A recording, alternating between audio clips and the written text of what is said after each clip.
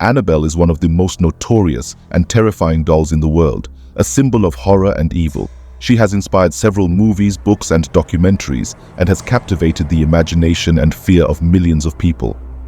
But behind the fictionalized and dramatized portrayals of Annabelle, there is a real story, a story that is even more chilling and disturbing than any Hollywood adaptation. The real Annabelle doll is not a porcelain doll with a sinister smile and a white dress, as seen in the movies. She is a Raggedy Ann doll, a soft and cuddly toy with red yarn hair and a red heart on her chest. She looks innocent and harmless, but according to some, she is possessed by a malevolent spirit who has caused harm and terror to those who have encountered her. The real Annabelle doll story begins in 1970, when a mother bought the doll as a birthday gift for her daughter Donna, a nursing student who lived in a small apartment with her roommate, Angie. Donna and Angie were delighted with the doll and placed her on Donna's bed, where she seemed to fit in perfectly. However, soon they noticed something strange about the doll. She seemed to move by herself, changing positions and locations, sometimes even appearing in different rooms. They also found notes written on parchment paper saying, "Help us" or "Help Lou," even though they did not have any parchment paper in the apartment. They also noticed drops of blood on the doll's hands and chest, with no apparent source or explanation. Donna and Angie were puzzled and frightened by the doll's behavior and decided to seek help from a medium, who conducted a seance in their apartment. The medium claimed to communicate with the spirit of a young girl named Annabelle Higgins, who had died on the property where the apartment was built. Annabelle said that she felt lonely and wanted to stay with Donna and Angie, who seemed to be kind and compassionate. Donna and Angie felt sorry for Annabelle and agreed to let her inhabit the doll, thinking that she was harmless and benevolent. However, they soon realized that they had made a terrible mistake, as the doll's actions became more violent and aggressive. The doll's main target was Lou, a friend of Donna and Angie, who often stayed with them. Lou had always disliked the doll and warned Donna and Angie to get rid of it, as he felt a dark and evil presence around it. The doll apparently resented Lou and attacked him on several occasions. One night, Lou woke up from a nightmare, feeling a pressure on his chest. He opened his eyes and saw the doll on top of him, strangling him. He tried to fight back, but he felt paralyzed and helpless. He blacked out and woke up the next morning, convinced that it was not a dream but a real attack. Another night, Lou and Angie were preparing to go on a road trip when they heard a noise coming from Donna's room.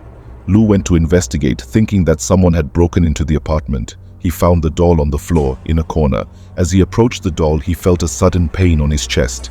He lifted his shirt and saw 7 claw marks, 3 vertically and 4 horizontally, that burned and bled. The marks healed almost immediately, leaving no trace, as if to mock him.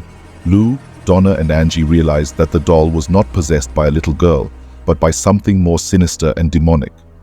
They decided to contact a priest who referred them to Ed and Lorraine Warren, renowned paranormal investigators and demonologists. The Warrens agreed to help them and visited their apartment. They examined the doll and the evidence of the paranormal activity. They concluded that the doll was not possessed but manipulated by an inhuman spirit who pretended to be Annabelle to deceive and manipulate Donna and Angie. The spirit's ultimate goal was to possess one of them and to destroy their lives and souls. The Warrens performed a blessing on the apartment and asked Donna and Angie to give them the doll to prevent any further harm. They took the doll with them and placed it in a bag. On their way home, the doll caused their car to stall and lose brakes, almost causing an accident. The Warrens managed to stop the car, and Ed threw holy water on the doll, making it stop. They reached their home and placed the doll in a chair in Ed's study.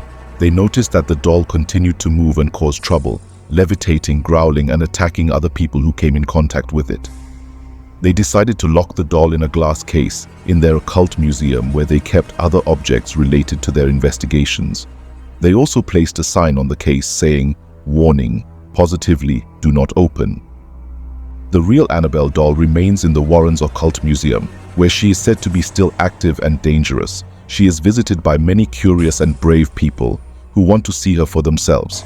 However, some of them have regretted their decision, as they have experienced misfortune and tragedy after mocking or challenging the doll. One of them was a young man who came to the museum with his girlfriend.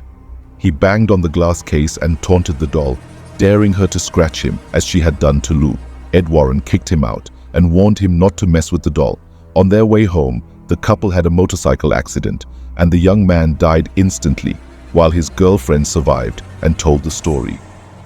The real Annabelle doll's true story is a terrifying and fascinating tale that shows the power and danger of the supernatural and the courage and wisdom of those who confront it. It is a story that has inspired and influenced many fictional and artistic works, but none of them can match the reality and intensity of the original. It is a story that challenges and provokes us to question and explore the mysteries and mysteries of the unknown. It is a story that warns and reminds us to be careful and respectful of the forces and entities that we do not understand. It is a story that haunts and intrigues us to this day.